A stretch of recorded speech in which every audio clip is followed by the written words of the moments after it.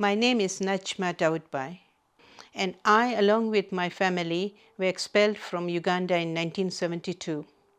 We were initially denied citizenship by both the British and Indian High Commission, which resulted in us residing in Karachi, Pakistan for just under 2 years.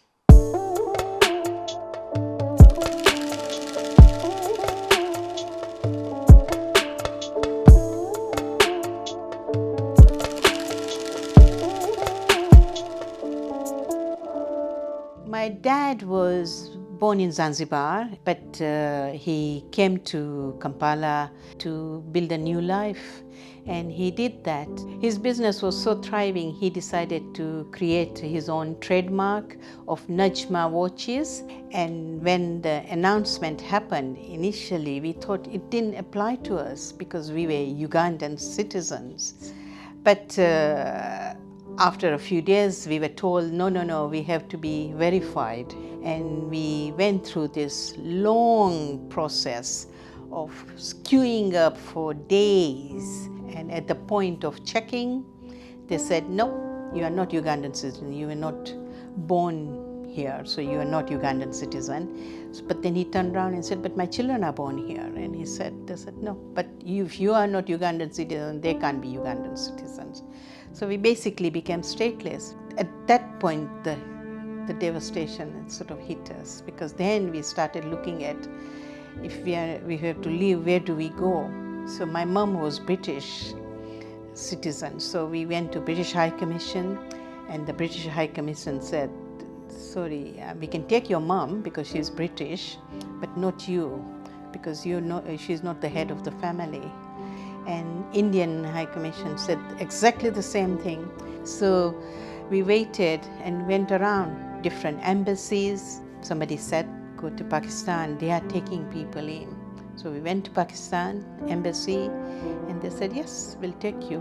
Beginning of October, it was a handful of people you could see, and mostly the military were running around, and we used to be scared when we saw a military car going out, and we would switch off our light if it was dark to make sure that they don't realize that we were still in the building living there. When the initial announcement happened and we thought it wasn't going to apply to us, my dad was carrying on as though everything was normal. Then people, because the public was only allowed to take away 50 pounds. And there was quite a lot of cash around among the Asians. So people were buying expensive items to take with them, which would not mean packing, but would travel with them. We brought practical things because we thought that we want things like the lamp, because he was very adamant that all the children studies properly. And we didn't know when we get to Pakistan or wherever we get to what the conditions would be. So that has come with us, and that is with us. And we brought back luggage and stuff, you see. So the luggage was because it was practical to put things in it and bring it out, you see.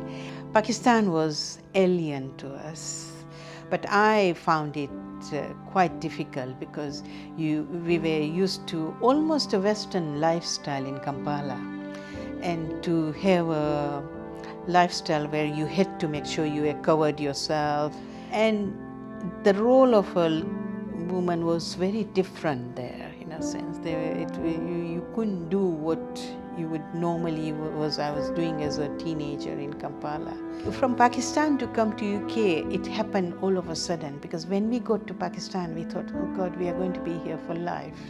But somehow the government in UK changed the rules.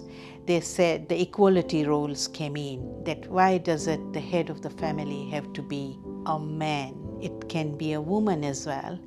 So when that rule changed in early 1973, my dad said that, okay, this is an opportunity for us to get to UK. So we applied, and we were successful, and we ended up coming to UK in the summer of 1974. Now, when we got here, My gosh, it was a different life. It was like I had rebirthed myself, or it was like I'd come back to Uganda almost, in a different way, because those 1.5, 2 years were not easy in Karachi. And the funny part was the butter and jam. We never got that butter and jam in Karachi, which we were getting in Kampala. And it was wonderful. It really felt as though this is where we are going to be. For me personally, being in UK, it was a lifesaver, because I don't know what life I would have had in Karachi. I really don't. Because I'm independent, I had my own career, and I can do what I felt like doing when I was a child in Kampala. I went back to Uganda in 2007, and that was an amazing experience because I always wanted to go back. When I went back, I realized that what a different person I was to what I'd left behind, because the way when we were there before 72 and the way we were treating the Ugandan indigenous population was not right. We were not treating them equally. We were not treating them when it was their right to be. It was their homeland as well.